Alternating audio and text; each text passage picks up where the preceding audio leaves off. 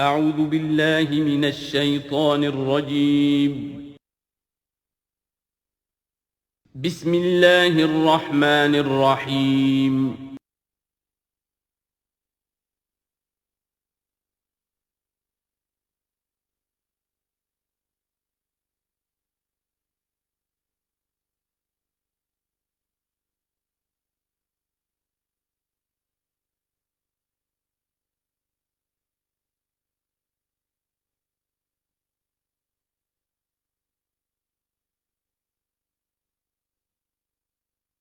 اعوذ باللہ من الشیطان الرجیم بسم اللہ الرحمن الرحیم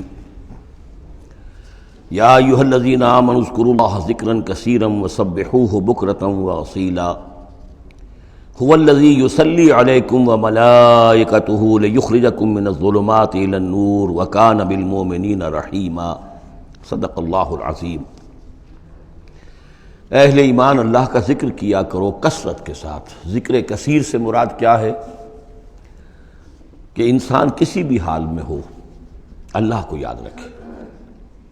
پنجابی میں ایک کہاوت ہے، ہتھ کارول دل یارول۔ کام آپ کر رہے ہیں، کوئی بھی کر رہے ہیں، لیکن یہ کہ آپ کا دل اللہ کے ساتھ لگا ہونا چاہیے۔ اس کا جو بہترین طریقہ ہے وہ یہ ہے کہ تمام جو بھی معمولات زندگی کے ہیں ان کے ساتھ ہی حضور صلی اللہ علیہ وسلم سے مسنون دعائیں ہیں۔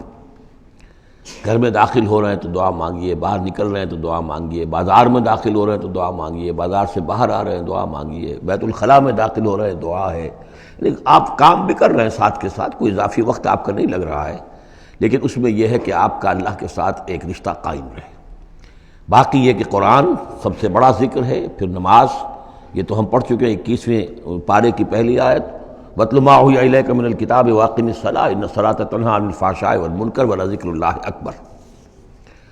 تو اللہ کا ذکر کرو کثرت کے ساتھ، وَسَبِّحُوهُ بُكْرَةً وَأَصِيلًا، اور صبح و شام اس کی تسبیح کرتے رہو۔ هُوَ الَّذِي يُصَلِّي عَلَيْكُمْ وَمَلَائِكَتُهُ، وہ تم پر اپنی رحمتیں بھیجتا رہتا ہے، اپنی عنایتیں اور شفقتیں نازل فرماتا رہتا ہے، نہ صرف وہ خود بلکہ اس کے ملائکہ بھی۔ اب یہ دیکھیے وہی لفظ ہے کہ جو حضور کے بارے میں آیا ہے، ان اللہ و ملائکتہ یصلون علی النبی، یقیناً اللہ اور اس کے فرشتے نبی پر رحمتیں بھیجتے ہیں۔ لیکن یہ فرمایا جا رہا کہ ایک عام اہل ایمان کو بھی حصہ ملتا ہے اس میں سے، اللہ کی عنایتیں ہیں، اللہ کی رحمتیں ہیں۔ وہی لفظ استعمال ہو رہا ہے اہل ایمان کے لیے۔ هو الذی یصلی علیکم وملائکتہ لیخرجکم من الظلمات الی النور، وہ اپنی رحمتیں اور عنایتیں نازل فرماتا رہتا ہے، وہ بھی اور اس کے فرشتے بھی، تاکہ نکالیں تمہیں اندھیروں سے روشنی کی طرف۔ وَكَانَ بِالْمُؤْمِنِينَ رَحِيمًا، اور یقیناً اللہ تعالیٰ کے اہل ایمان کے حق میں وہ بہت رحیم ہے۔ تحیتہم یوم یلقونہ سلام، ان کی دعا جو ہے جس روز کہ وہ اللہ سے ملیں گے ہوگا سلام۔ وَأَعَدَّ لَهُمْ أَجْرًا قَرِيبًا، اور اللہ تعالیٰ نے ان کے لیے بہت باعزت اجر فراہم کیا ہوا ہے۔ یا ایھا النبی انا ارسلناک شاہدا ومبشرا ونذیرا وداعیا الی اللہ باذنہ وسراجا منیرا۔ اے نبی، اب یہاں نوٹ کیجئے، اے نبی، ہم نے بھیجا ہے آپ کو۔ یہ نبوت اور رسالت کا کے درمیان جو ربط و تعلق ہے وہ بھی یہاں پر واضح ہو جائے گا۔ جیسے جس کسی شخص نے CSP کا امتحان پاس کر لیا، اب اس کی اپوائنٹمنٹ ہوتی ہے کسی جگہ پر، جاؤ وہاں پر DC لگو، یا وہاں کوئی اور عہدہ جو ہے، ایک ہے اپوائنٹمنٹ، ایک ہے کاڈر۔ نبوت کاڈر ہے، اس کاڈر میں جو آ گئے ہیں اب ان کو جن کو اللہ ان میں سے چاہتا ہے اپوائنٹ کرتا ہے کسی خاص قوم کی طرف، کسی خاص علاقے کی طرف، تو اس اپوائنٹمنٹ کے بعد وہ اب رسول ہے۔ یا ایھا النبی، اے نبی، اسی لیے کہا جاتا ہے کہ حضور کی نبوت کا ظہور جو ہوا ہے وہ پہلی وحی سے۔ وہ سورہ علق کی 5 آیتیں، اقرأ بسم ربک الذی خلق، خلق الانسان من علق، اقرأ وربک الاکرم الذی علم بالقلم، علم الانسان ما لم یعلم۔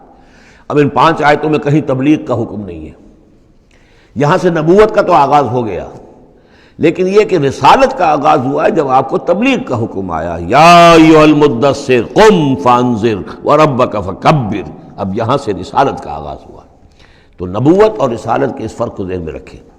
یا ایھا النبی، اے نبی، ہم نے بھیجا ہے آپ کو شاہداً، گواہ بنا کر۔ اب اس پر ہم گفتگو کر چکے ہیں، لتکونوا شہداء علی الناس ویکون الرسول علیکم شہیدا۔ اور لیکون الرسول شہیدا علیکم وتکونوا شہداء علی الناس، سورہ بقرہ میں آیت آئی اور سورہ حج میں آ چکی ہے۔ اور مبشر اور نذیر، بشارت دینے والے، خبردار کرنے والے، یہ تو بہت مرتبہ آ چکا ہے، جمع کے صیغے میں، واحد کے صیغے میں۔ وَدَاعِيًا إِلَى اللَّهِ بِإِذْنِهِ، اللہ کی طرف بلانے والے اس کے حکم سے۔ یعنی ایک داعی اور بھی ہوتا ہے جو اللہ کا کوئی بندہ ہے، کوئی صوفیاء میں سے ہے، کوئی اللہ کا نیک آدمی، وہ بھی لوگوں کو بلا رہا ہے اللہ کے راستے کی طرف، لیکن نبی رسول کا کام یہ ہو جاتا ہے کہ وہ اس پر مامور ہے کہ وہ بلائے۔ اس میں زمین و آسمان کا فرق ہے کہ ایک ہے کہ حفظان صحت کے اصولوں پر تمام شہریوں کو جو ہے اس پہ خیال رکھنا چاہیے، عمل کرنا چاہیے، گلیوں میں گندگی نہ ہو، یہ نہ ہو، وہ نہ ہو، یہ تو گویا کہ اصول شہریت میں سے ہے۔ ایک محکمہ ہے جو قائم کیا گیا اسی کام کے لیے، وہ تو مامور ہے، وہ تو تنخواہ اسی کی لیتے ہیں، لہذا وہ ہم وقت اسی کام کے اوپر لگے ہوئے ہیں۔ تو اسی طریقے سے دفاع وطن ہے، ویسے تو ہر شہری کا فرض ہے کہ اس کے لیے اپنے آپ کو ہر وقت تیار رکھے، لیکن ایک فوج آپ نے تیار کی ہوئی ہے جو اسی کام کے لیے۔ تو رسول تو گویا کہ وہ پھر داعی اللہ بِإِذْنِهِ، اللہ کے حکم سے مامور من اللہ ہو کر پھر وہ جو ہے دعوت دیتا ہے۔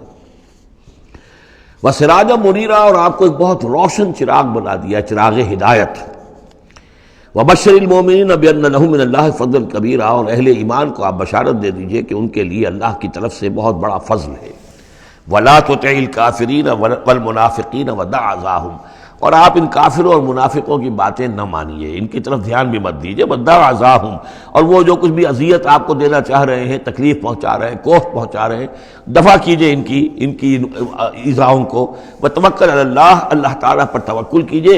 وَكَفَىٰ بِاللَّهِ وَكِيلًا، اللہ کافی ہے آپ کے لیے سہارا، اور آپ کی مدد کرنے کے لیے اللہ کافی ہے، یہ کچھ نہیں بگاڑ سکیں گے۔ جو چاہیں اسکینڈلز اٹھا لیں، جو چاہیں آپ کے خلاف سازشیں کر لیں، آپ کا بال بیکا نہیں کر سکیں گے۔ یا ایھا الذین آمنوا اذا نکحتم المؤمنات ثم طلقتموہن من قبل ان تمسوہن، اب ایک حکم یہاں پر طلاق کے ضمن میں بھی آ رہا ہے۔ پہلے آ چکا ہے کہ اگر نکاح ہو چکا ہے کسی سے اور کوئی مہر مقرر نہیں ہوا تھا، لیکن پھر بھی طلاق اگر دے دی ہے تو بہرحال اسے کچھ نہ کچھ مہر جو ہے وہ اس کو کچھ نہ کچھ دے دلا کے رخصت کرنا چاہیے۔ اور اگر ملاقات سے قبل نکاح دی ہے، مہر طلاق دے دی ہے اور مہر مقرر ہو چکا تھا تو آدھا مہر دینا ہوگا۔ اب یہاں مسئلہ آ رہا ہے عدت کا۔ یا ایھا الذین آمنوا، اہل ایمان، اذا نکحتم المؤمنات، جب تم مومن خواتین سے نکاح کرو، ثم طلقتموہن من قبل ان تمسوہن، پھر کوئی سبب ایسا ہو جائے کہ اس سے پہلے کہ تمہاری ان سے ملاقات ہو، تم انہیں چھو، انہیں تم طلاق دے دو، فما لکم علیہن من عدۃ تعتدونہا، تو پھر تمہارا کوئی حق نہیں ہے کہ وہ عورت جو ہے عدت کرے اور اس کو تم عدت پوری کرواؤ اس لیے کہ تمہاری ملاقات ہی نہیں ہوئی، کوئی سوال ہی پیدا نہیں ہوتا کہ اس کے رحم میں کوئی بچہ جو ہے اللہ تعالیٰ نے اس کو تخلیق فرما دیا ہو۔ لہذا عدت تو اس لیے ہوتی ہے کہ یہ بات پوری طریقے سے واضح ہو جائے کہ اس معاملے میں سابق شوہر سے کسی کے اس کے وطن میں کوئی کسی کا حمل نہیں ہے۔ وَمَتِّعُوهُنَّ، تو انہیں کچھ دے دلا کر رخصت کرو، وَسَرِّحُوهُنَّ سَرَاحًا جَمِيلًا، اور اپنے ہاں سے رخصت کرنا ہو تو بڑی خوبصورتی کے ساتھ رخصت کرو۔ یا ایھا النبی انا احللنا لک ازواجک اللاتی آتیت اجورہن، اے نبی ہم نے آپ کے لیے حلال ٹھہرایا ہے آپ کی ان تمام ازواج مطہرات کو جنہیں آپ نے باقاعدہ مہر دیا ہے۔ وما ملکت یمینک، اسی طرح جو آپ کی ملک یمین ہے، بانیاں ہیں، لونڈیے ہیں۔ مما افاء اللہ علیک، جو اللہ تعالیٰ نے آپ کو فے کے طور پر دے دی ہوں، جیسے آپ کو معلوم ہے کہ یہ ماریہ قبطیہ جو آئی تھی رضی اللہ تعالیٰ عنہ، یہ بھی جو مقوقس تھا مصر کا اس وقت کا حکمران، اس نے ہدیے کے طور پر بھیجی تھی۔ وہ بنات عمے کا، وہ بنات عماتے کا، اسی طرح آپ کے لیے نکاح کرنا جائز ہے اپنی چچا کی بیٹیوں سے اور اپنی پھپھیوں کی بیٹیوں سے، وہ بنات خالے کا اور اپنے ماموں کی بیٹیوں سے، وہ بنات خالات کا، اپنی خالاؤں کی بیٹیوں سے، اللاتی ہاجرن معک، جنہوں نے آپ کے ساتھ ہجرت کی ہے۔ وامرأۃ مومنۃ، اسی طرح ایک مومن عورت وہ بھی آپ کے لیے حلال ہے کہ آپ اس سے نکاح کریں۔ ان وہبت نفسہا للنبی، اگر وہ ہبہ کر دیتی ہے اپنا نفس نبی کو، یعنی وہ مہر بھی نہیں مانگتی، وہ کہتی کہ میں اپنے آپ کو ہبہ کر رہی ہوں۔ ان اراد النبی ان یستنکحھا، اگر نبی کا ارادہ ہو کہ وہ ان سے نکاح کرے۔ خالصۃ لک من دون المؤمنین، یہ جو ہے رعایت آپ کو دی گئی ہے تمام اہل ایمان سے علیحدہ رکھ کر، یعنی تمام اہل ایمان کے لیے زیادہ زیادہ 4 کی قید ہے، لیکن آپ کے لیے یہ سب جو آپ کے گھروں میں آباد ہیں یہ سب جائز ہیں، ان میں سے کسی کو بھی آپ طلاق نہیں دیں گے، اور 4 کی جو قید ہے وہ آپ پر نہیں ہے۔ قد علمنا ما فرضنا علیہم من ازواجہم، ہمیں خوب معلوم ہے کہ ہم نے عام مسلمانوں پر کیا کیا چیزیں ان کی بیویوں کے ضمن میں فرض کی ہیں، لازم کی ہیں۔ کہ ایک وقت میں 4 سے زیادہ کا نکاح نہیں ہو سکتا۔ وما ملکت ایمانہم، اسی طریقے سے جو ان کی لونیاں اور مانیاں ہیں ان کے بارے میں بھی ہم نے کیا کیا قواعد و ضوابط کا انہیں پابند کیا ہے، لکہ لا یکون علیک حرج، تاکہ آپ پر کوئی تنگی نہ ہو، وکان اللہ غفور الرحیم، اللہ غفور الرحیم ہے۔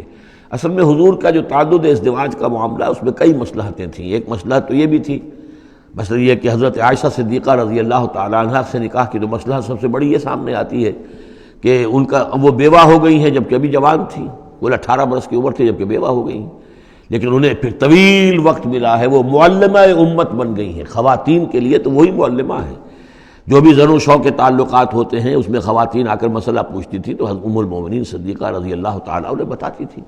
تو طویل امت، اس لیے کہ امت کے لیے تعلیم کا کوئی اور نظام تو نہیں تھا۔ اسی طرح عرب کا جو معاشرہ تھا قبائلی معاشرہ تھا، اس میں یہ ہوتا تھا کہ کوئی بڑی شخصیت جو ہے اس کے دوسرے جو قبائل ہیں ان کے سرداروں وغیرہ سے کوئی رشتہ داری اگر ہو جائے تو اس سے بھی ایک تقویت حاصل ہوتی تھی اس نظام کو۔ تو یہ مختلف اسباب سے حضور کے لیے خاص طور پر یہ رعایت جو ہے کی گئی ہے کہ جو عام مسلمانوں کے لیے نہیں ہے۔ وکان اللہ غفور الرحیم، یقینا اللہ غفور الرحیم ہے۔ ترجی من تشاء منہن وتؤوی الیہ من تشاء، اور پھر یہ بھی کہ آپ کر سکتے ہیں کہ ان میں سے جس کو چاہیں ذرا اپنے سے دور کر دیں اور جس کو چاہیں اپنے قریب لے آئیں۔ یعنی وہ مساوات بھی حضور پر لازم نہیں تھی، اگرچہ حضور نے کی ہے لیکن وہ مساوات حضور پر لازم نہیں تھی، اس لیے کہ آپ کو یہ اجازت دی گئی تھی کہ اگر اپنی ازواج مطہرات میں سے کسی کو ذرا فاصلے پر کر دیں، ذرا اس سے اپنا وقت وغیرہ دینا کم کر دیں تو کوئی حرج نہیں تھا، آپ پر کوئی اس کی ملامت نہیں تھی اللہ کی طرف سے۔ کسی کو زیادہ آپ اپنے پاس رکھیں یا زیادہ اس کے پاس ٹھہرے تو اس میں بھی کوئی پابندی آپ پر نہیں تھی۔ صاف اجازت دی گئی ہے، ترجی من تشاء، جو دور ذرا کر دے اپنے سے جس کو چاہے، وتؤوی الیک من تشاء، اور جس کو چاہے اپنے پاس قریب کر لو، ومن ابتغیت ممن عزلت، اور جسے آپ نے کہیں ذرا سا اپنے سے پرے کر دیا ہو اگر انہیں دوبارہ قریب اپنے لانا چاہو فلا جناح علیک، تو اس میں بھی آپ پر کوئی حرج نہیں ہے۔ ذالک ادنیٰ ان تقر اعینہن، یہ زیادہ قریب تر ہے اس سے کہ ان کی آنکھیں بھی ٹھنڈی رہیں، ولا یحزن، اور وہ رنجیدہ نہ ہوں، یعنی ایسا نہ ہو کہ کسی اپنی زوجہ محترمہ سے آپ ذرا زیادہ دیر کے لیے جو ہے وہ دور رہیں، ایسا بھی نہیں ہونا چاہیے، ان کی بھی آنکھوں کی ٹھنڈک رہنی چاہیے۔ وَيَرْضَيْنَ بِمَا آتَيْتَهُنَّ كُلَّهُنَّ، اور تاکہ وہ سب کی سب راضی رہیں ان چیزوں سے جو آپ انہیں دیتے ہیں۔ حضور کا معاملہ یہ تھا کہ آپ نے کامل مساوات برتی ہے، ناپ تول کے ساتھ، نان نفقہ سب کا برابر، وقت اپنا سب کے ساتھ برابر، باریاں مقرر ہیں اور باریوں پر ہی آپ سب شب باشی فرماتے تھے، آج ان کے پاس ہے، کل ان کے پاس ہے، پرسوں ان کے پاس ہے۔ ایک وقت آپ نے رکھا تھا جب مدینے میں آپ ہوتے تھے تو عصر اور مغرب کے درمیان چند منٹ کے لیے، 5 7 منٹ کے لیے آپ سب کے ہاں ہو آتے تھے تاکہ سب سے اس روز کی ملاقات ہو جائے۔ باقی یہ ہے کہ شام کو شب باشی، ظاہر بات ہے رات کو کہ ایک کے ہاں ہوتی تھی، اور ہر چیز کے اندر جو ہے حضور نے صلی اللہ علیہ وسلم پوری مساوات کی ہے۔ اور اس پر بھی آپ کہتے تھے اللہم ھذا قسمی فیما املک، اے اللہ جو چیزیں میرے اختیار میں ہیں، جن میں ناپ تول ہو سکتا ہے اس میں تو میں نے برابر کی تقسیم کر دی ہے، فلا تلمنی فیما تملک ولا املک، تو اللہ مجھے اس پر ملامت نہ ہو کہ جو میرے اختیار میں نہیں بلکہ تیرے اختیار میں، یعنی میرا دلی رجحان اگر ان میں سے کسی ایک طرف زیادہ ہے تو ظاہر بات ہے انسان کو اس کے اوپر اختیار نہیں ہے، اور یہ سورہ نساء میں آ بھی چکا ہے کہ یہ معاملہ تو تم چاہو بھی تو اس میں تمہارے لیے ممکن ہی نہیں ہے کہ اس قلبی رجحان کو بھی برابر تقسیم کر سکو، یہ تمہارے اختیار میں نہیں ہے، تو ظاحر بات ہے اس کے اوپر اللہ تعالیٰ کی طرف سے بات پرس بھی نہیں ہے۔ واللہ یعلم ما فی قلوبکم، اللہ جانتا ہے جو کچھ کہ تمہارے دلوں میں ہے، وقال اللہ علیما حکیما، اللہ علیم اور حکیم ہے۔ لا یحل لک النساء من بعد، لیکن اب اس کے بعد جتنے بھی نکاح آپ کر چکے ہیں اب آپ کے لیے کوئی اور نکاح کرنا جائز نہیں ہے۔ یہ صورتحال بس اب فل سٹاپ لگ گیا ہے، اب نہ تو ان میں سے کسی کو آپ طلاق دیں گے اور نہ ہی مزید کوئی شادی کریں گے۔ ولا ان تتبدل بہن من ازواج، اور نہ یہ کہ آپ ان میں سے کسی کی جگہ کسی اور کو لائیں گے۔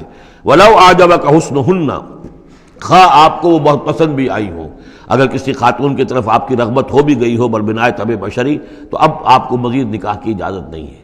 دیکھیے قرآن مجید صاف صاف بات کرتا ہے، خود حضور نے صاف بات کی ہے، مجھے تمہاری اس دنیا سے 2 ہی چیزیں پسند ہیں یا شاید 3 چیزیں پسند ہیں، ایک تو یہ کہ خوشبو پسند ہے، ایک عورتیں مجھے پسند ہیں۔ تو جو آپ نے اس میں قطعاً کوئی آپ نے جھجک نہیں رکھی کہ جو باتیں ہیں، جو بھی فطرت ہے انسان کی اور جو بھی اللہ تعالیٰ نے بنائی ہے اس کے مطابق تو آپ نے فرمایا کہ مجھے تو دلچسپی ہے، کوئی شک نہیں. وَلَوْ أَعْجَبَكَ حُسْنُهُنَّ، اگرچہ کوئی آپ کو زیادہ ہی پسند آ جائے، لیکن یہ کہ اب آپ کو اجازت نہیں ہے نکاح کی. إِلَّا مَا مَلَكَتْ يَمِينُكَ، سوائے اس کے کہ جو آپ کی باندھی ہو، کوئی لونڈی ہو، کسی جنگ میں اگر وہ معاملہ ہو جاتا ہے تو اس کا معاملہ علیحدہ ہے، یہ نکاح کا معاملہ ہے. حضور کے ہاں دو لونڈیاں ہیں، ماریہ قبطیہ اور ایک حضرت ریحانہ رضی اللہ تعالیٰ عنہما. وَكَانَ اللَّهُ عَلَىٰ كُلِّ شَيْءٍ رَقِيبًا، اور اللہ تعالیٰ ہر چیز پر نگران ہے، ہر چیز کا پہرا دے رہا ہے. یا ایھا الذین آمنوا لا تدخلوا بیوت النبی الا ان یؤذن لکم. اب دیکھیے جو ہم سورہ نور میں پڑھ آئے ہیں کہ اے مسلمانوں تم کسی گھر کے اندر داخل نہ ہو جب تک کہ تمہیں حتیٰ تستانسوا ویؤذن لکم، اور اجازت نہ تمہیں مل جائے اور تم ان سے جو ہے پہلے بات چیت کرو، اذن لے کر داخل ہو. یہ سورہ نور میں آیت نمبر 27 اور 28، حتیٰ تستانسوا، اور 28 میں آیا یؤذن لکم. لیکن یہ اس سے پہلے حکم آ رہا ہے، یہ حکم بھی سب سے پہلے نبی کے گھر کے بارے میں آیا. جیسا کہ میں بتا چکا ہوں یہ سن 5 کا نزول ہے، وہ سن 6 کا نزول ہے. پھر اس کو ایکسٹینڈ کیا ہے تمام مسلمانوں پر.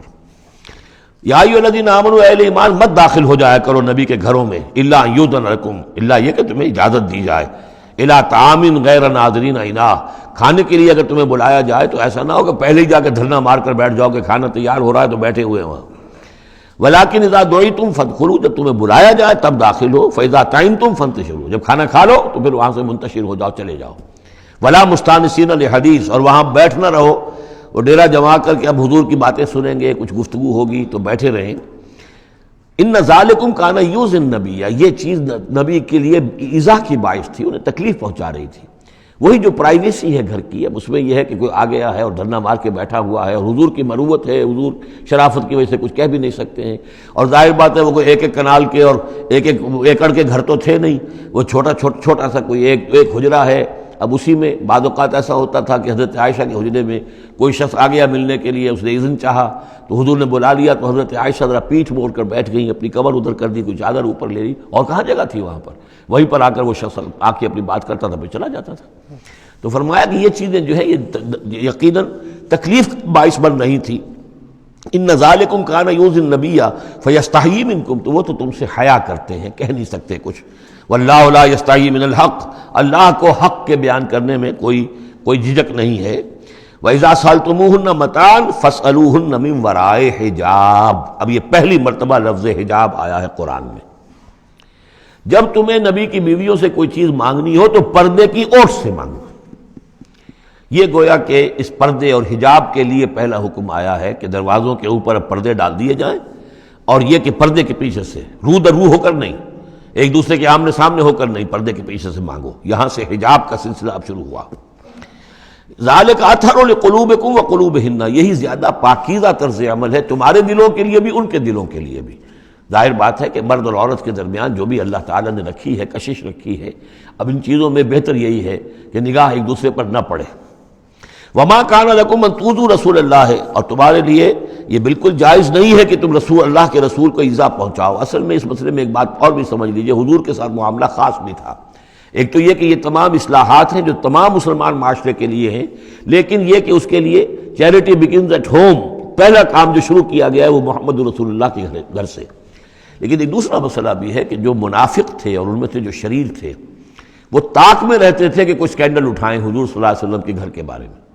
ما کان لکم ان تؤذوا رسول اللہ، تمہیں یہ تمہارے لیے روا نہیں ہے کہ اللہ کے رسول کو تم ایذا پہنچاؤ.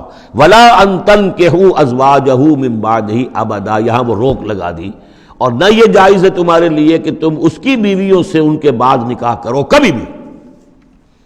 یہ بین، چونکہ ویسے بھی وہ ازواجہ امہاتہم، اس کی جو بیویاں ہیں حضور کی وہ تو تمہاری اہل ایمان کی مائیں ہیں، وہ ایک درجہ وہ بھی آ گیا. اب خاص صراحت کے ساتھ بھی کہہ دیا ولا ان تنکحوا ازواجہ من بعدہ ابدا. حضور کی ازواج کے لیے چونکہ اس کا کوئی امکان نہیں تھا، اسی لیے حضور کسی کو طلاق نہیں دے سکتے تھے. طلاق دیں تو ظاہر بات ہے وہ کسی اور سے تو نکاح کر نہیں سکتی. یہی وجہ ہے کہ تعدد ازدواج کا معاملہ حضور کے لیے زیادہ ایکسٹینڈ کر دیا گیا. ان ذالکم کان عند اللہ عظیما، اور یہ چیز اللہ کے نزدیک بہت بڑی ہے. تو اس سے یہ کہ اگر کسی کے لیے کسی کے دل میں، کسی خبیث کے دل میں کوئی خیال ایسا آ بھی رہا ہو تو اب یہاں یہ کہ اس کی روک لگ گئی کہ یہ بات جو ہے، یہ دروازہ یہ ہمیشہ کے لیے بند ہے.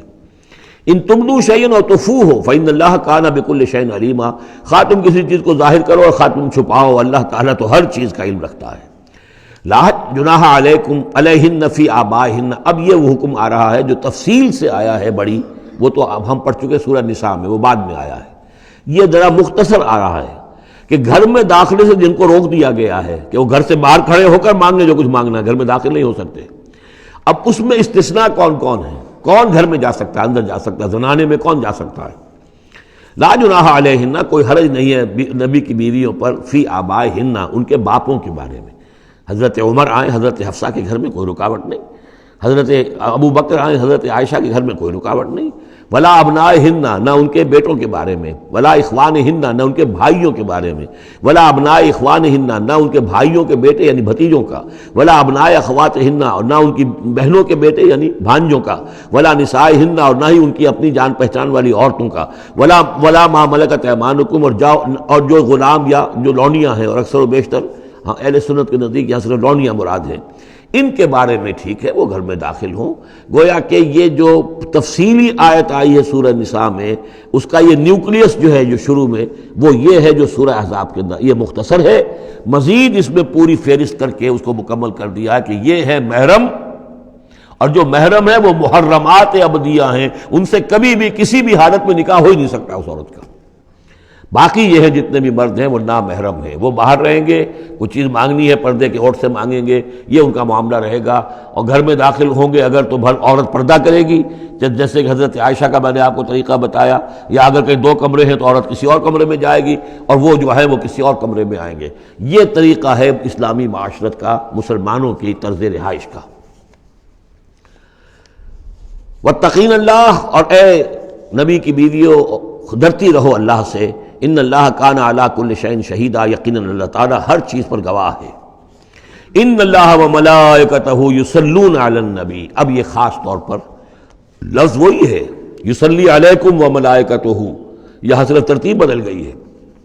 یقیناً اللہ اور اس کے فرشتے رحمت اور شفقت اور عنایت نازل کرتے رہتے ہیں نبی پر صلی اللہ علیہ وسلم۔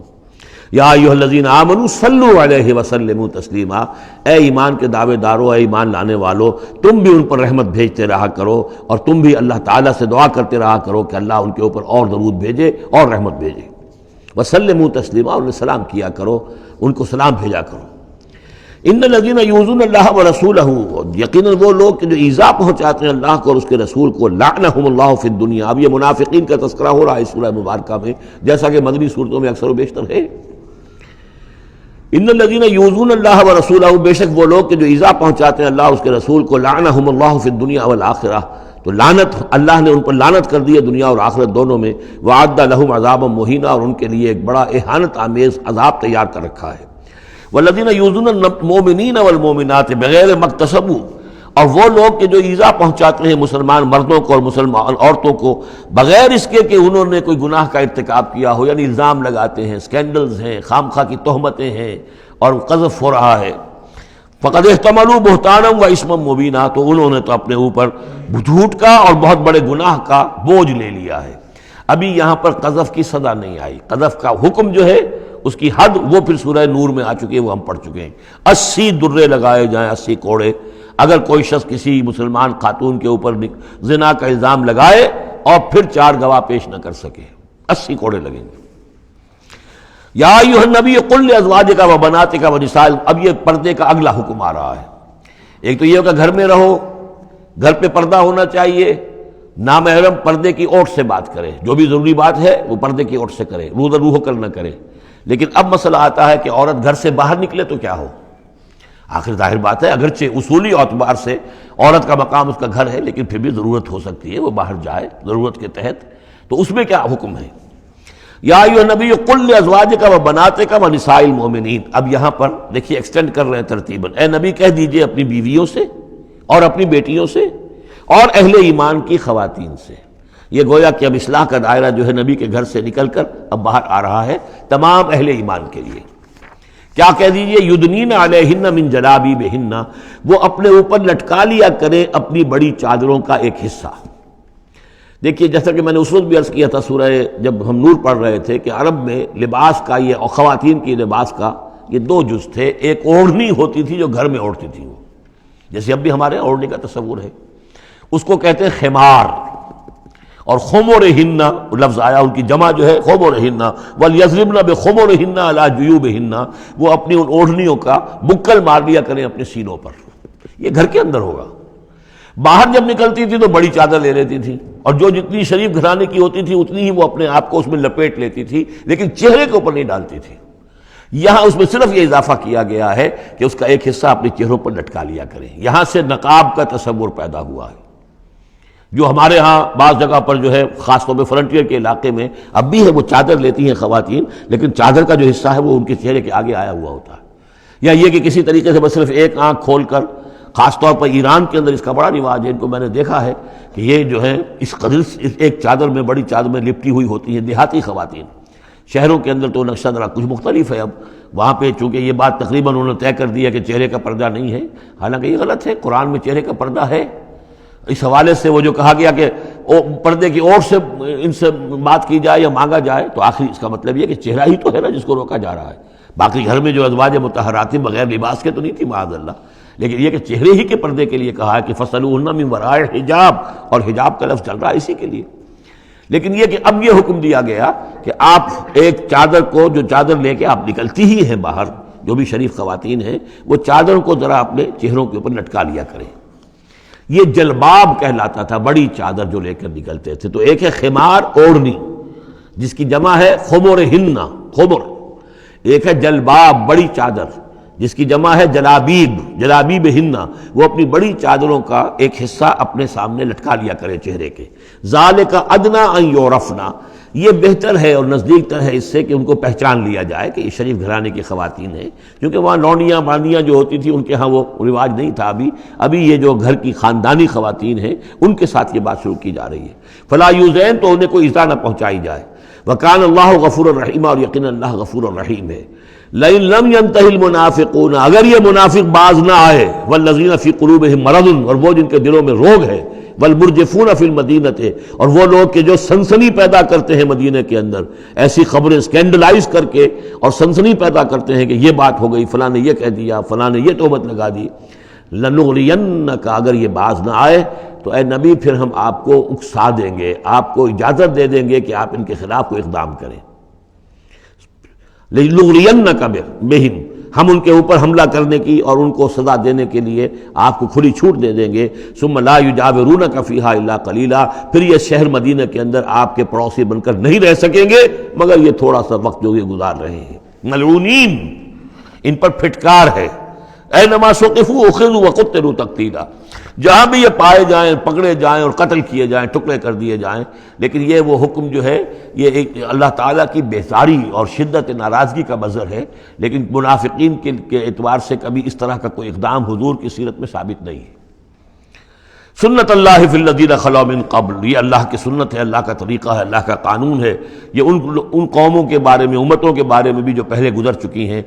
وَلَن تَجِدَ لِسُنَّتِ اللَّهِ تَبْدِيلًا، تم نہیں پاؤ گے اللہ کی سنت میں کوئی تبدیلی. یسألک الناس عن الساعة، اے نبی لوگ آپ سے قیامت کے بارے میں پوچھتے ہیں. قل انما علمها عند اللہ، کہہ دیجئے اس کا علم تو اللہ کے پاس ہے. وما یدریک لعل الساعة تکون قریبا، اور تمہیں کیا معلوم ہو سکتا ہے کہ قیامت قریب آ چکی ہو. ان اللہ لعن الکافرین وعد لهم سعیرا، اللہ نے کافروں پر لعنت فرمائی ہے اور ان کے لیے دہکتی ہوئی آگ تیار کر رکھی ہے. خالدین فیہا ابدا، اس میں رہیں گے ہمیشہ ہمیش. لا یجدون ولیا ولا نصیرا، نہیں پائیں گے کوئی حمایتی اور نہ مددگار.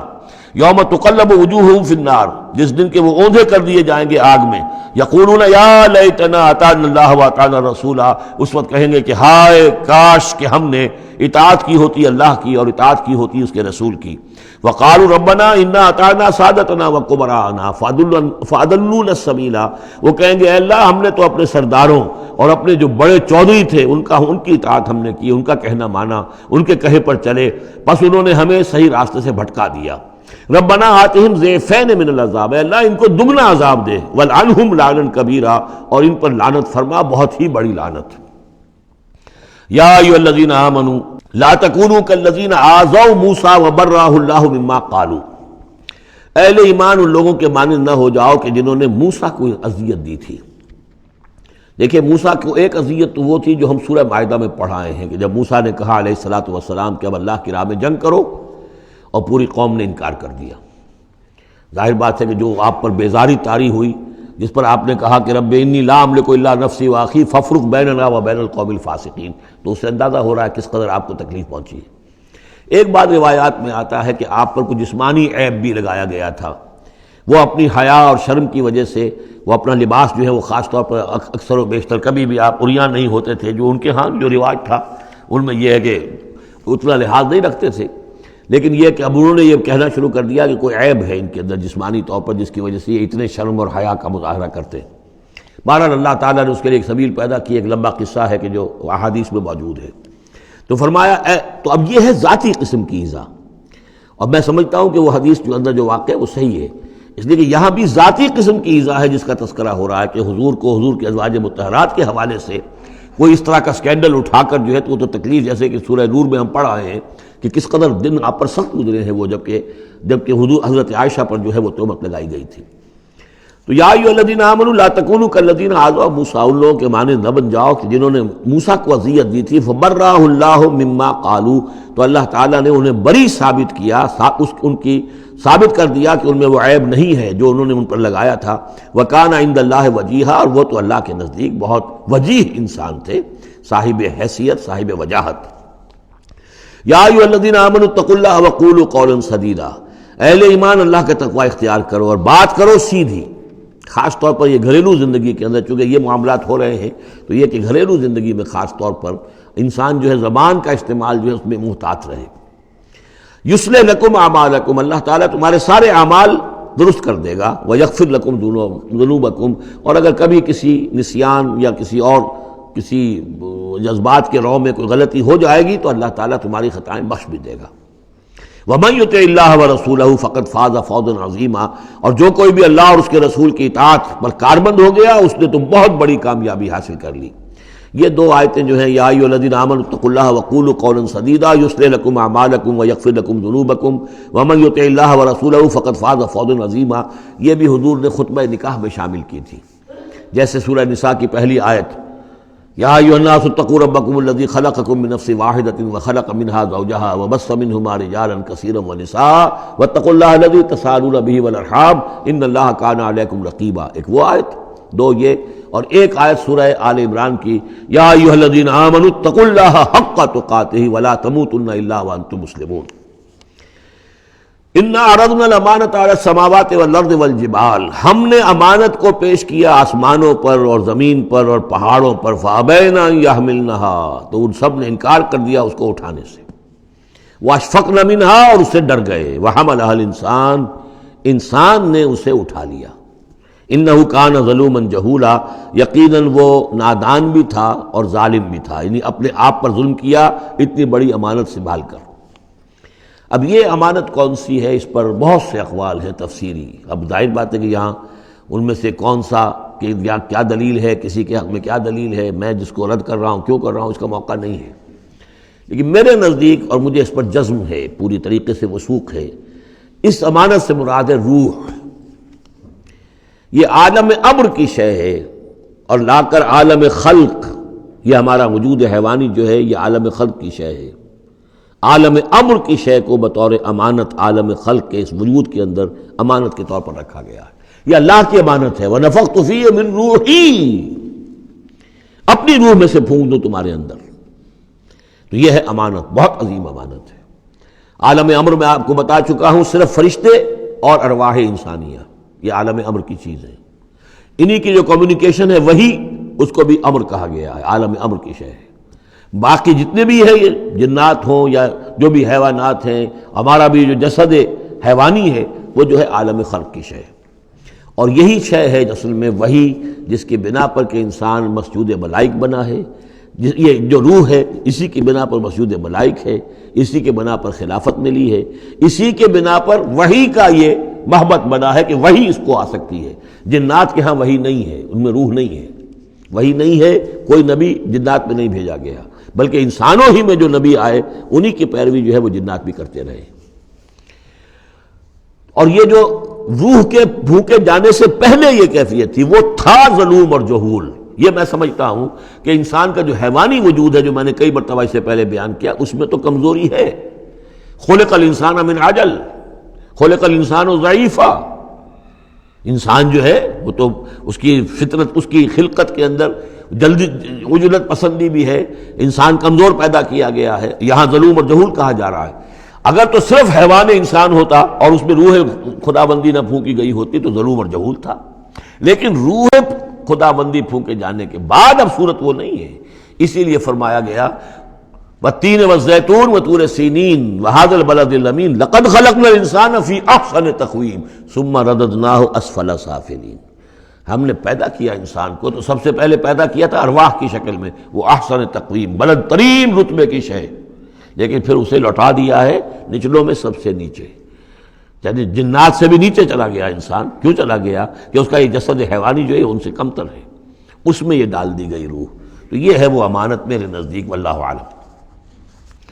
لِيُعَذِّبَ اللَّهُ الْمُنَافِقِينَ وَالْمُنَافِقَاتِ، اس امانت ہی کا اب یہ ظہور ہوگا۔ اس کا نتیجہ کیا نکلے گا؟ جو اس امانت کا حق ادا کرے گا اس کے لیے اللہ تعالیٰ کے لیے روح و ریحان و جنت نعیم۔ جو اس امانت میں خیانت کرے گا، اس کا حق ادا نہیں کرے گا، وہ حیوانی بن کر رہ جائے گا، حیوانی خواہشات اور حیوانی ہی داعیات ہی کا تابع فرمان بن کر رہ جائے گا۔ اس نے گویا کہ خیانت کی اس امانت میں، اس کے لیے لِيُعَذِّبَ اللَّهُ الْمُنَافِقِينَ وَالْمُنَافِقَاتِ وَالْمُشْرِكِينَ وَالْمُشْرِكَاتِ، تاکہ نتیجہ یہ نکلے کہ اللہ عذاب دے منافق مردوں کو، منافق عورتوں کو، اور مشرک مردوں کو اور مشرک عورتوں کو۔ وَيَتُوبَ اللَّهُ عَلَى الْمُؤْمِنِينَ وَالْمُؤْمِنَاتِ، اور اللہ تعالیٰ عنایت فرمائے اور معاف کرے اور توبہ قبول کرے اور توبہ کی توفیق دے اہل ایمان مردوں کو بھی، اہل ایمان عورتوں کو بھی۔ وَكَانَ اللَّهُ غَفُورًا رَحِيمًا، یقیناً اللہ تعالیٰ غفور اور رحیم ہے۔ یہ جو چوتھا گروپ تھا مکی اور مدنی صورتوں کا وہ یہاں ختم ہوا، 8 مکیات اور 1 مدنی صورت۔ اب 5واں گروپ شروع ہو رہا ہے، اس میں 13 ہیں مکی صورتیں اور پھر 3 آئیں گی مدنی صورتیں، لیکن یہ جان لیجئے کہ اب جو مدنی صورتیں آئیں گی وہ چھوٹی چھوٹی ہیں، زیادہ سے زیادہ 4 رکوع، اکثر و بیشتر 2 رکوع۔ یہ جو بڑی مکیات تھیں وہ تقریباً مدنیات جو ہیں وہ ختم ہو چکی ہیں، سورہ بقرہ، سورہ آل عمران، سورہ انفال۔ ترتیب کیا ہے؟ پہلے سورہ بقرہ ہے، پھر سورہ انفال ہے، پھر سورہ آل عمران ہے، پھر سورہ نساء ہے، پھر سورہ نور ہے، پھر سورہ احزاب ہے، پھر سورہ نور ہے، پھر سورہ مائدہ ہے۔ یہ ہے طویل، جو سائزیبل اور طویل مدنیات ہیں۔ باقی چھوٹی جو ہے وہ ان کے بین ان کے درمیان آتی رہی ہیں۔ جیسے سورہ صف جو ہے وہ بھی سورہ احزاب کے ساتھ ہی متصلاً نازل ہوئی ہے۔ سورہ محمد ہے وہ بھی سورہ بقرہ کے ساتھ متصلاً نازل ہوئی ہے، وہ بھی غزوہ بدر سے پہلے نازل ہوئی ہے۔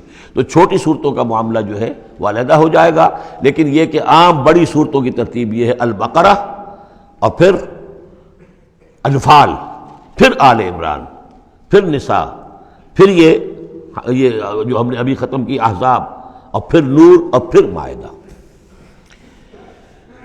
سورۃ سبا، بسم اللہ الرحمن الرحیم۔ اب نوٹ کر لیجئے یہ آخری مرتبہ 2 صورتیں قرآن میں آ رہی ہیں جو الحمدللہ سے شروع ہو رہی ہیں، تقریباً 7 8 پاروں کے فصل سے۔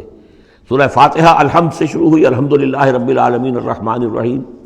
پھر سورہ انعام آئی تھی، وہ بھی الحمدللہ الذی خلق السماوات والارض وجعل الظلمات والنور۔ اس کے بعد پھر 15ویں پارے میں آئی سورہ کہف، الحمدللہ الذی انزل علی عبدہ الکتاب ولم یجعل لہ عوجا۔ اور اب پھر یہ 7 پاروں کے بعد 22ویں پارے میں سورہ سبا بھی ہے، اس سے آگے سورہ فاطر بھی ہے، یہ جوڑے کی شکل میں ہے، اور یہ دونوں الحمدللہ سے شروع ہو رہی ہیں۔ الحمدللہ الذی لہ ما فی السماوات و ما فی الارض، کل تعریف، کل حمد، کل شکر اللہ کے لیے ہے جس کی ملکیت ہے ہر وہ شے، وہ سب کچھ جو آسمانوں میں ہے اور وہ سب کچھ جو زمین میں ہے۔ وَلَهُ الْحَمْدُ فِي الْآخِرَةِ، اور آخرت میں بھی اسی کے لیے حمد ہوگی۔ وَهُوَ الْحَكِيمُ الْخَبِيرُ، اور یقیناً وہ سب کچھ جاننے والا ہے، باخبر ہے اور کمال حکمت والا۔ اور آخرت میں جو میدان حشر میں حضور نے فرمایا لِوَاءُ الْحَمْدِ بِيَدِي، میرے ہاتھ میں حمد کا جھنڈا ہوگا۔ حضور کھڑے ہوں گے میدان حشر میں لِوَاءُ الْحَمْدِ، اب حمد کا جھنڈا لے کر۔ اور اس حمد کا خاص تعلق ہے اس آخری امت کے ساتھ۔ حضور کا نام بھی اسی سے ہے، محمد، احمد، حامد، یہ نام ہے حضور کے صلی اللہ علیہ وسلم۔ اور حمد جو ہے حمادون، یہ امت جو ہے حمادون ہے، یہ بہت حمد کرنے والے ہیں۔ اور قیامت کے دن میدان حشر کے اندر حمد کا جھنڈا حضور کے ہاتھ میں ہوگا، دست مبارک میں، اور حضور فرماتے ہیں اس روز جو میں اللہ کی حمد کروں گا وہ آج نہیں کر سکتا۔ یعلم ما یلج فی الارض وما یخرج منہا، وہ جانتا ہے جو کچھ زمین میں گھستا ہے، داخل ہوتا ہے، اور جو کچھ کہ اس سے نکلتا ہے، وما ینزل من السماء وما یعرج فیہا، اور جو کچھ کہ اترتا ہے آسمان سے نازل ہوتا ہے اور جو کچھ کہ چڑھتا ہے اس میں، وہو الرحیم الغفور، اور وہ غفور ہے اور رحیم ہے۔ وقال الذین کفروا لا تأتینا الساعۃ، اور یہ کہتے ہیں کافر کہ کبھی یہ قیامت نہیں آئے گی، یا ساعہ جو ہے کبھی نہیں آئے گی۔ ساعہ اور قیامہ کا فرق میں بیان کر چکا ہوں، اور اس میں گویا کہ ابھی تک جو ماضی قریب تک جو خیال رہا ہے سائنسدانوں کا کہ کائنات ابدی ہے، ہمیشہ رہے گی، اس کے ختم ہونے کا سوال ہی نہیں۔ اب یہ ہے کہ سائنس جو ہے فزکس کے میدان میں یہ بات مسلم ہو چکی ہے کہ یہ ابدی نہیں ہے، بلکہ اس سے ختم ہونا، کتنا عرصہ میں ختم ہونا یہ ہم نہیں کہہ سکتے، لیکن یہ کہ مختلف اعتبارات سے یہ طے اب ہو چکا ہے کہ یہ ہمیشہ رہنے والی نہیں ہے، اس کو ایک دن ختم ہونا ہے۔ اور جس طرح کہ یہ پھیلی ہے، جس طریقے سے پھل جھڑی ہوتی ہے ایک، اسی طریقے سے یہ پھیلی ہے اور اسی طریقے سے یہ واپس لوٹ جائے گی۔ بقل بلا وربی، کہہ دیجئے کیوں نہیں، یقیناً مجھے میرے رب کی قسم ہے، لتاتینکم، وہ تم پر آ کر رہے گی، دھمک کر رہے گی، دھمکے گی تم پر۔ عالم الغیب، مجھے اپنے اس رب کی قسم ہے کہ جو تمام چھپی ہوئی چیزوں کا جاننے والا ہے۔ لا یعزب عنہ مثقال ذرۃ فی السماوات ولا فی الارض، اس سے غائب نہیں ہو سکتا کوئی ذرہ بھی، نہ آسمانوں میں اور نہ زمین میں، ولا اصغر من ذلک ولا اکبر، اور نہ کوئی شے جو اس سے چھوٹی ہو اور نہ وہ کہ اس سے بڑی ہو، الا فی کتاب مبین، مگر یہ کہ وہ کتاب مبین میں، روشن کتاب میں موجود ہے۔ لیجزی الذین آمنوا، یہ قیامت جو آئے گی کیوں آئے گی؟ لیجزی الذین آمنوا وعملوا الصالحات، تاکہ بدلہ دے، جزا دے اللہ تعالیٰ اپنے اہل ایمان بندوں کو جنہوں نے کام کیے۔ اگر نہیں آتی قیامت تو یہ تو بڑی ناانصافی ہو جائے گی۔ جنہوں نے اللہ کے لیے اپنی لذات کو چھوڑا، دنیاوی لذائذ کو چھوڑا، اپنے عیش کو چھوڑا، انہوں نے جان جوکھوں میں ڈالی، انہوں نے جہاد کیا، انہوں نے قتال کیا، انہوں نے اپنے کیریئرز برباد کیے، اپنے مستقبل خراب کر لیے دنیاوی اعتبار سے، اب ان کو کوئی بدلہ نہ ملے، کہیں ان کا اعزاز و اکرام نہ ہو، کہیں ان کو جو ہے خلعتیں نہ ملے، تو یہ تو بڑا ظلم ہو جائے گا۔ لیجزی الذین آمنوا وعملوا الصالحات اولئک لہم مغفرۃ ورزق کریم، یقیناً ان کے لیے مغفرت بھی ہے اور بہت ہی باعزت روزی بھی ہے۔ والذین سعوا فی آیاتنا معاجزین، اور وہ لوگ کہ جو ہماری آیات کو جھٹلانے میں جو ہے کوشاں ہیں، ہرانے میں، شکست دینے کے اندر، اولئک لہم عذاب من رجز علیم، ان کے لیے تو پھر عذاب ہوگا بہت دردناک۔ وَيَرَى الَّذِينَ أُوتُوا الْعِلْمَ الَّذِي أُنزِلَ إِلَيْكَ مِن رَّبِّكَ هُوَ الْحَقُّ، تاکہ دیکھ لے وہ لوگ کہ جن کو علم دیا گیا ہے کہ یہ جو چیز نازل کی گئی ہے محمد آپ کی طرف، یہ حق ہے آپ کے رب کی طرف سے۔ وَيَهْدِي إِلَىٰ صِرَاطِ الْعَزِيزِ الْحَمِيدِ، اور یہ ہدایت دیتی ہے عزیز اور حمید ہستی یعنی اللہ تعالیٰ کے راستے کی طرف۔ وَقَالَ الَّذِينَ كَفَرُوا، اور جو کافر کہتے ہیں، هَلْ نَدُلُّكُمْ عَلَىٰ رَجُلٍ، کیا ذرا ہم بتائیں آپ کو ایک شخص ایسا بھی ہمارے ہاں پیدا ہو گیا ہے، یہ اس طریقے سے استہزائی انداز میں کہتے تھے کہ هل ندلکم علی رجل، ایک ایسے شخص کی طرف رہنمائی کریں تمہاری، ینبئکم، جو تمہیں یہ خبر دے رہا ہے، اذا مزقتم کل ممزق، جب کہ تم بالکل ریزہ ریزہ ہو جاؤ گے، مرنے کے بعد مٹی ہو کر مٹی میں مل جاؤ گے، انکم لفی خلق جدید، پھر تمہیں ایک مرتبہ اور بنا دیا جائے گا، پیدا کر دیا جائے گا۔ افترا علی اللہ کذبا، اس آیت کو نوٹ کر لیجئے، اس لیے کہ سورت کے آخر میں پھر اس کا حوالہ آئے گا کہ وہ اس شش و پنج میں تھے۔ معاملہ کیا ہے؟ کیا یہ محمد نے جھوٹ گھڑ لیا ہے؟ اب اس کے بھی شواہد نہیں ملتے تھے ان کے سامنے کہ ان کی سیرت و کردار، آخر 40 برس جو ہمارے مابین انہوں نے گزارے ہیں، الصادق الامین، ہم نے خود خطاب دیا ان کو۔ تو افترا علی اللہ کذبا، کیا انہوں نے اب اتنی بڑی جسارت کی ہے کہ کوئی چیز گھڑ کر جھوٹ موٹ اللہ کی طرف جو ہے وہ منسوب کر دی ہے؟ ام بہی جنہ، یا یہ کہ ان پر کوئی جنون ہو گیا ہے، وہ دماغی توازن کھو بیٹھے ہیں، یا کوئی آسیب کا سایہ آ گیا، یعنی ظاہر بات ہے کہ آسیب کا سایہ ہو گیا ہے، اور کوئی اگر ان کو جنون کا عارضہ ہو گیا تو پھر تو یہ پھر ملامت نہیں ہے، پھر تو آدمی کہہ دیتا ہے جو بھی چاہے کہہ دے۔ اس نے جان بوجھ کر تو جھوٹ نہیں بولا، دیوانہ آدمی جو ہے وہ جان بوجھ کر جھوٹ نہیں بول رہا ہوتا، جو منہ میں آیا کہہ رہا ہے۔ تو ہو سکتا ہے تو یہ ان کے درمیان گویا کہ ایک انہیں اس میں ابھی شش و پنج ہے۔ یہ جیسا کہ میں نے آپ سے عرض کیا نا، یہ صورتیں وہ ہیں کہ جو درمیانی 4 سالوں کی ہیں، آخر میں آ کر جو بھی وہ پوری طرح پولرائزیشن ہو گئی تھی وہ تو ہم پڑھ چکے ہیں۔ 14 جمع 2 16 صورتیں تقریباً، ان میں سے ایک نکال دیجیے سورہ ہجر، تو 15 صورتیں وہ ہیں کہ جو آخری 4 سال جو ہیں آپ کے قیام مکہ کے اس دور کے ہیں، اور یہ جو 2 گروپ ہیں درمیانی مکی صورتوں کے، یہ ہیں درمیانی 4 سال۔ ان میں سے بھی سورہ شعراء کو نکال دیجئے کہ وہ ابتدائی دور کی صورت ہے، باقی یہ تقریباً سب کی سب وہ صورتیں. تو اب ان کے اندر بھی خود بھی ایسے لوگ تھے کہ جو شش و پنج میں تھے کہ ہوا کیا، ماجرا کیا ہے، کیا واقعی محمد نے اتنے سچے صادق الامین انسان نے جھوٹ گھڑ لیا؟ یہ بات بھی کوئی سمجھ میں نہیں آتی. اور کیا ان کو اوپر کوئی دیوانہ پن طاری ہو گیا ہے، کوئی جنون کا عرصہ ہو گیا؟ یہ اس کے بھی شواہد نظر نہیں آ رہے. بل الذین لا یؤمنون بالآخرۃ فی العذاب، بلکہ یہ وہ لوگ کہ جو آخرت پر یقین نہیں رکھتے وہ عذاب میں آئے ہوئے ہیں، ان کی جان اس ضیق میں پھنس گئی ہے، والضلال ہے، اور وہ اس میں یعنی گمراہی کے اندر پڑ گئے ہیں بڑی دور کی، اور ان کی سمجھ میں جو بات آ نہیں رہی ہے. اگر آخرت کا انہیں یقین ہوتا تو یہ بات ان کو سمجھ میں آ جاتی. افلم یروا الی ما بین ایدیہم وما خلفہم، تو کیا انہوں نے دیکھا نہیں جو کچھ ان کے سامنے ہے اور جو کچھ ان کے پیچھے ہے، من السماء والارض، آسمانوں اور زمین میں سے. سامنے کیا ہے؟ آپ کائنات کو دیکھتے ہیں، یہ سب آپ کے سامنے ہے. پیچھے کیا ہے؟ تاریخی شواہد جو ہیں وہ آپ کے پیچھے ہیں. تو یہ جو ایام اللہ کے ذریعے سے تذکیر ہوتی ہے یہ ہے پیچھے، اور جو آلاء اللہ سے جو تذکیر ہوتی ہے یہ ہے سامنے کی شے. تو انہوں نے کیا دیکھا نہیں؟ ان نشاء نخسف بہم الارض، اگر ہم چاہیں تو ان کو زمین میں دھسا دیں، اور نسقط علیہم کسفا من السماء، اور اگر ہم چاہیں تو ان پر آسمان کا کوئی ٹکڑا گرا دیں. ان فی ذلک لآیۃ لکل عبد منیب، یقیناً اس میں نشانی ہے ہر اس شخص کے لیے، ہر اس بندے کے لیے جو اللہ کی طرف رجوع کرے. وَلَقَدْ آتَيْنَا دَاوُودَ مِنَّا فَضْلًا، اور ہم نے داؤد کو، حضرت داؤد حضرت سلیمان دونوں کا ذکر آیا تھا اس سے پہلے سورہ نمل میں، لیکن وہاں حضرت داؤد کا ذکر بہت ہی مختصر پہلی آیت میں تھا، باقی سارا معاملہ پھر حضرت سلیمان کا تھا. لیکن یہاں اب ذرا حضرت داؤد علیہ السلام کی شخصیت کو زیادہ اور ان کا ایک واقعہ بیان کیا جا رہا ہے. وَلَقَدْ آتَيْنَا دَاوُودَ مِنَّا فَضْلًا، اور ہم نے داؤد کو اپنی طرف سے اپنے خاص خزانہ فضل سے بڑا فضل عطا کیا تھا.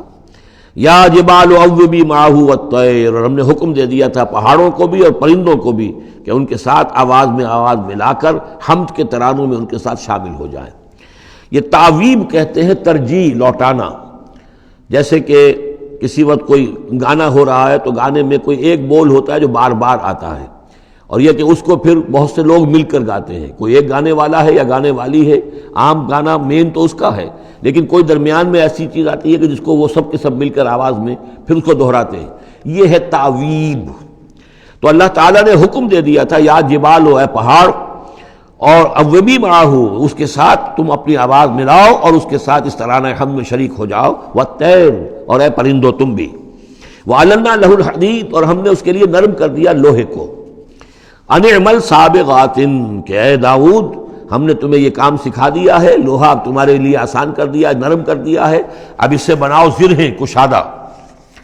وقدر فی السرد، اور جو زرہ بنانے میں اب جوڑ بنانے پڑتے ہیں تو اس کے لیے یہ ہے کہ اس میں جوڑ کڑیاں ملاؤ بڑی حساب کے ساتھ. وقدر فی السرد وعملوا صالحا، اور نیک عمل کیا کرو.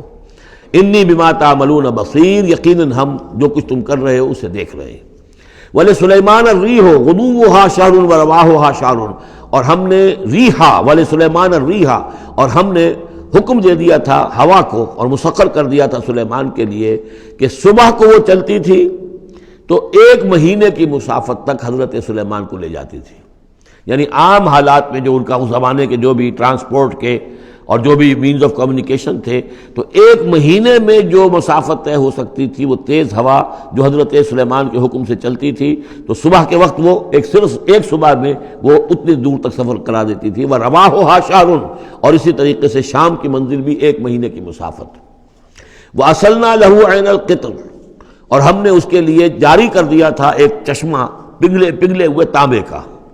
وَمِنَ الْجِنِّ، اور جنات میں سے ہم نے ان کے تابع کر دیے تھے، مسخر کر دیے تھے، مَن يَعْمَلُ بَيْنَ يَدَيْهِ، جو ان کے سامنے مشقت کرتے تھے، مزدوری کرتے تھے، ان سے کام لیتے تھے حضرت سلیمان بِإِذْنِ رَبِّهِ، اپنے رب کے اذن سے.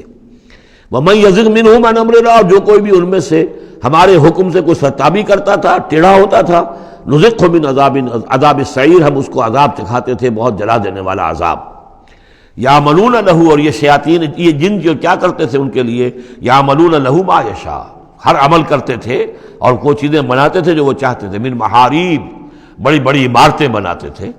بتماثیل، بڑے بڑے مجسمے بناتے تھے.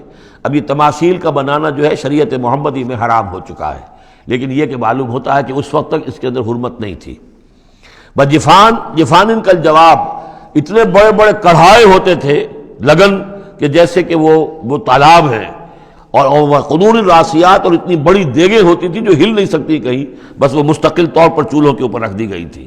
اس قسم کی دیگ سنا ہے کہ اجمیر شریف میں ہے، وہاں جو شیخ معین الدین اجمیری رحمۃ اللہ علیہ کا جو مزار ہے، تو وہاں وہ دیگیں ہیں بہت بڑی بڑی، جن کے اندر جو ہے وہ تو پھر انسان اس کے اندر داخل ہو کر پھر وہاں سے بھر بھر کے وہ لوگوں کو دیتے ہیں، اس لیے کہ وہاں جو ہجوم ہوتا ہے تو اس کے لیے اتنا بندوبست وہاں کیا گیا ہے۔ تو ایک نشانی اگر کسی کو دیکھنی ہو تو وہاں جا کر دیکھ لے۔ لیکن حضرت سلیمان کے لیے یہ جنات کے ذریعے سے اللہ تعالیٰ نے یہ سارا کام فراہم کر دیا تھا۔ اعملوا آل داؤد شکرا، اے داؤد کے گھر والوں، کیونکہ حضرت داؤد کے بیٹے حضرت سلیمان، تو ان سے کہا جا رہا ہے عمل کرو اور احسان مان کر ہماری نعمتوں کا حق ادا کرتے ہوئے، وقلیل من عبادی شکور، اور واقعہ یہ ہے کہ ہمارے بندوں میں سے، میرے بندوں میں سے شکر کرنے والے کم ہی ہیں۔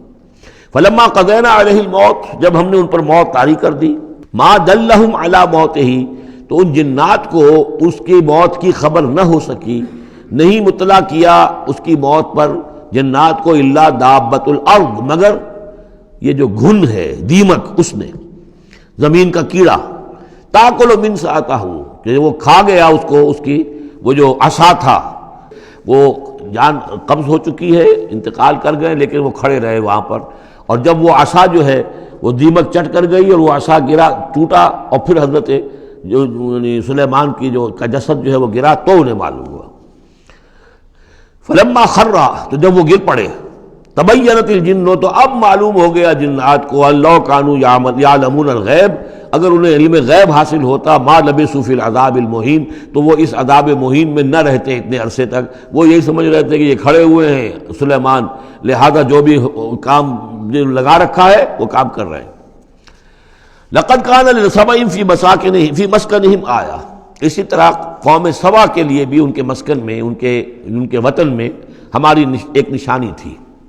یہ قوم سبا یمن میں آباد تھی، اور ان کے ہاں یوں سمجھیے کہ 2 سلسلے باغات کے چلے گئے تھے سینکڑوں میل تک، اور بہت عمدہ باغات، پہاڑی علاقہ ہے، بہت بند بنائے تھے انہوں نے، اور یہ کہ یہ تقریباً 800 قبل مسیح کے زمانے میں یہ بند بنائے گئے ہوں، حضرت مسیح سے 800 برس قبل، اور ایک بہت بڑا بند تھا سد معارم۔ لیکن یہ کہ پھر اس قوم کے اندر ناشکری پیدا ہوئی، پھر جو بھی ہوتا ہے زوال اخلاقی اور دینی مذہبی جو آیا، اس کے نتیجے میں اللہ تعالیٰ نے اسی بند کا جو ہے ان کے اوپر سیلاب، جیسے خدا نہ خواستہ آج بھی کوئی بڑا ڈیم جو ہے اگر ٹوٹ جائے تو کیا ہوگا، کیا قیامت آئے گی، کس تیزی کے ساتھ پانی آئے گا، اور کتنی اونچی پانی کی دیوار جو ہے وہ آئے گی، اس طرح کا عذاب آیا اور بہت ہلاک کر دیے گئے۔ اور یہ کہ پھر اس کے بعد جو ہے وہ باغات نہ رہے، بلکہ وہاں پر بس صرف جیسے جنگلوں میں ہوتا ہے کچھ یہ پیلو اور وغیرہ چیزیں جو ہوتی ہیں، ڈیلے، یہ جھاڑیوں میں لگ جاتی ہیں کچھ چیزیں، اور میکسیمم یہ کہ کچھ بیر باقی رہ گئے، باقی ساری نعمتیں اللہ نے ان سے سلب کر لی، کیونکہ انہوں نے شکر نہیں کیا، انہوں نے ناشکری کی۔ حال ہی میں میرا ذہن اس آیہ مبارکہ کی طرف منتقل ہوا ہے پاکستان کی تاریخ کے حوالے سے، کہ جنتین، اللہ نے ہمیں بھی 2 باغ دیے تھے، ایک مشرقی پاکستان، ایک مغربی پاکستان، لیکن جو صورتحال ہوئی ہے اور کتنی خوشحالی تھی ابتدا میں دونوں جگہ، اور اب کیا حال ہے دونوں جگہ، تو اس کے اندازہ کر لیجئے ایک ہلکے درجے میں وہی ہے کہ فیہ ذکرکم، ہمارا ذکر جو ہے وہ کہیں نہ کہیں موجود ہے، بشرطے کہ ہم قرآن کو پڑھتے ہوئے اس کے بین السطور بھی پڑھنے کی کوشش کریں۔ لقد کان لسبأ فی مسکنہم آیہ، قوم سبا کے لیے ان کے مسکن میں، ان کے ملک میں ایک آیت، ایک نشانی تھی ہماری، جنتان عن یمین و شمال، 2 باغات کے سلسلے تھے داہنے اور بائیں طرف، کلوا من رزق ربکم، کھاؤ اپنے رب کے رزق میں سے، واشکروا لہ، اور اس کا شکر ادا کرو، بلدۃ طیبۃ، تمہاری یہ بستیاں بہت پاکیزہ ہیں، ورب غفور، اور تمہارا رب جو ہے بہت ہی بخشنے والا ہے۔ فاعرضوا، انہوں نے اعراض کیا، فارسلنا علیہم سیل العرم، پھر ہم نے ان کے اوپر بہت زور کا سیلاب چھوڑ دیا، وبدلناہم، اور ہم نے پھر بدل دیے، بجنتیہم، ان کے ان 2 باغات جن میں ہر طرح کے انواع و اقسام کے پھل تھے، ان کی جگہ پر جنتین، 2 ایسے باغ، ذوات اکل خمط، کہ کچھ کسیلے قسم کے اس میں کچھ پھل، ڈیلے وغیرہ جو ہو جاتے ہیں جھاڑیوں کے اندر، وہ اصل، اور جھاؤ، وشیء من سدر قلیل، تھوڑا سا بس اگر کچھ رہ گیا تھا وہاں پر تو وہ تھی اگر کوئی اچھی چیز تو وہ کچھ بیر تھوڑے سے۔ ذالک جزیناہم، یہ ہم نے ان کو بدلہ دیا، بما کفروا، ان کے کفران نعمت کی وجہ سے، وہل نجازی الا الکفور، اور ایسا برا بدلہ ہم دیتے ہیں صرف انہی کو کہ جو ناشکرے ہوں۔ وجعلنا بینہم وبین القری التی بارکنا فیہا، اصل میں یہ ایسٹ ویسٹ ٹریڈ کا جو میں نے آپ کو بتایا معاملہ کہ یہ قریش کی ایک رہی ہے، ان کی اجارہ داری رہی ہے اس کے اوپر، اس سے پہلے اس قوم سبا کے پاس تھا یہی معاملہ۔ قوم سبا جو یمن میں یہ آباد تھے اور ان کا یہ سرسب شاداب علاقہ بھی تھا، بہت خوشبویات یہاں پیدا ہوتی تھیں اور ہر طرح کی بڑی آسودگی تھی۔ بہت پرانے زمانے کے جو کچھ سیاح ہیں انہوں نے حالات بھی لکھے ہیں، تو اس حوالے سے لیکن یہ جو مشرق و مغرب کی ٹریڈ پوری ان کے پاس تھی، یعنی ہند چینی، ہندوستان چین، یہ سارا مشرق سے سارا سامان جو آتا تھا تجارتی وہ یمن کے ساحل پر آ گیا۔ ادھر یورپ سے سارا سامان جو آیا مرچنڈائز وہ آ گیا فلسطین کے ساحل پر، میڈیٹرینین کو کراس کیا فلسطین کے ساحل پر آ گیا۔ اب ان دو پوائنٹس کے درمیان جو ہے ان کے قافلے جاتے تھے، اور اللہ تعالیٰ نے ایسا کیا تھا کہ ایک طرف تو کئی سو میل تک تو ان کے باغات ہی چلے گئے تھے، پھر یہ کہ آگے بھی یہ ہے کہ تھوڑے تھوڑے وقفے کے بعد ایسی بستیاں آباد کر دی تھی اللہ نے اس راستے پر کہ جو راستے ہی پر تھیں، تو گویا کہ راستہ پرامن بھی ہو گیا، پرسکون بھی ہو گیا، ضرورت کی چیزیں بھی ملنے لگیں۔ لیکن یہ کہ جب ان کے اندر گراوٹ آئی تو انہوں نے اس کی ناشکری کی، اللہ یہ کیا فائدہ، یہ سب ہے اس میں تو کوئی جو ہے خاص ہمارے لیے ایڈونچر تو ہے ہی نہیں، تو کوئی دور کا سفر ہو اس میں خطرے بھی ہوں، اس میں کوئی اندیشے بھی ہوں، تب لطف آئے سفر کرنے کا۔ تو اللہ تعالیٰ نے پھر یہ جو ان کی ساری سہولتیں جو دے رکھی تھیں وہ ان سے جسد کر لی۔ وَجَعَلْنَا بَيْنَهُ وَبَيْنَ الْقُرَى الَّتِي بَارَكْنَا فِيهَا، اور ہم نے ان کے مابین اور ان بستیوں کے مابین جن میں ہم نے برکت دی ہے، اب یہ وہ فلسطین کا علاقہ ہے، الَّذِي بَارَكْنَا حَوْلَهُ قُرًى ظَاهِرَةً، ہم نے بہت سی بستیاں ایسی بنا دی تھی اس پورے علاقے کے اندر کہ جو ان کے شاہراہ جو تھی تجارتی اس کے عین کناروں پر تھی، ظاہر تھی ان پر۔ وَقَدَّرْنَا فِيهَا السَّيْرَ، اور ہم نے اس میں اندازہ مقرر کر دیا تھا چلنے کا، سفر کرنے کا، گویا کہ ہر 30 میل بعد یا 50 میل کے بعد کوئی نہ کوئی ایسی آبادی ہے تاکہ انہیں وہاں پر سہولت ملے۔ سیروا فیہا لیالی وایاما آمنین، اور ہم نے کہہ دیا تھا کہ اب کرو سیر اس میں، کیا کرو سفر اس میں آرام سے امن کے ساتھ، راتوں کو بھی اور دن کو بھی۔ فقالوا ربنا باعد بین اسفارنا، پروردگار ذرا ہمارے سفروں کے اندر جو ہے وہ ذرا لمبائی پیدا کر دے، دوری پیدا کر دے۔ وظلموا انفسہم، اور انہوں نے اپنے آپ پر ظلم کیا۔ فجعلناہم احادیث، تو اب ہم نے انہیں صرف کہانیاں بنا دیا، اب ان کی کہانیاں رہ گئی ہیں، ان کی تاریخ کے اندر داستانیں رہ گئی ہیں، اب ان کا کوئی نام و نشان نہیں رہا۔ وَمَزَّقْنَاهُمْ كُلَّ مُمَزَّقٍ، اور ہم نے ان کو ریزہ ریزہ کر دیا، ختم کر دیا، منتشر کر دیا، اس لیے کہ جب یہ بند ٹوٹا ہے اور سیلاب آیا ہے، یہ آیا ہے کوئی 450 عیسوی میں، یعنی حضور کی ولادت سے لگ بھگ سمجھیے 125 برس پہلے، اور حضور پر جب وحی شروع ہوئی تو تقریباً اسے 150 یا 160 برس پہلے، اور اس کے بعد سے پھر قریش کو یہ ساری تجارت جو ہے مل گئی۔ اب ان کے قافلے جاتے تھے شمال اور جنوب میں، یمن اور فلسطین کے مابین، تو اس لیے یہ زیادہ حضور صلی اللہ علیہ وسلم کی پیدائش سے اور آپ کے زمانے سے زیادہ پرانا واقعہ نہیں ہے۔ وَمَزَّقْنَاهُمْ، اس کے بعد یہاں سے یہ لوگ چلے گئے، خود اوس اور خزرج کے قبیلے جو ہیں یہ بھی یمن ہی سے آ کر آباد ہوئے ہیں اس مدینہ منورہ میں، اور جو عراق وغیرہ کے قبائل ہیں وہ بھی یہاں سے نکل کر جا کر عرب قبائل آباد ہوئے۔ یمن بہت بڑا مرکز رہا تہذیب کا، تمدن کا، عرب تہذیب و تمدن کا بہت بڑا گہوارہ۔ ان فی ذلک لآیات لکل صبار شکور، یقیناً اس میں نشانیاں ہیں ان لوگوں کے لیے جو صبر کرنے والے اور شکر کرنے والے ہیں۔ وَلَقَدْ صَدَّقَ عَلَيْهِمْ إِبْلِيسُ ظَنَّهُ، اور یقیناً ابلیس نے ان کے بارے میں اپنے اس گمان کو سچا کر دکھایا۔ فَاتَّبَعُوهُ إِلَّا فَرِيقًا مِّنَ الْمُؤْمِنِينَ، تو ان سب نے ہی پیروی کی اس ابلیس کی سوائے تھوڑا سا ایک جماعت اہل ایمان کی۔ وَمَا كَانَ لَهُ عَلَيْهِمْ مِّن سُلطان، لیکن اس ابلیس کو ان پر کوئی اختیار حاصل نہیں تھا۔ الا لنعلم من یؤمن بالآخرۃ، یہ تو ہم نے جو اس کو مہلت دے رکھی ہے کہ وہ ورغلائے، دھوکہ دے، سبز باغ دکھائے، وہ بھی اس لیے تاکہ ہم دیکھ لیں، واضح ہو جائے کون ہے کہ جو آخرت پر یقین رکھتا ہے، ممن ہوا منہا فی شک، ان سے علیحدہ کر لیں ہم ان کو کہ جو آخرت کے بارے میں شک میں مبتلا ہے۔ وَرَبُّكَ عَلَىٰ كُلِّ شَيْءٍ حَفِيظٌ، اور یقیناً آپ کا پروردگار جو ہے وہ ہر چیز پر نگران اور نگہبان ہے۔ بارک اللہ لی ولکم فی القرآن العظیم ونفعنی وإیاکم بالآیات والذکر الحکیم۔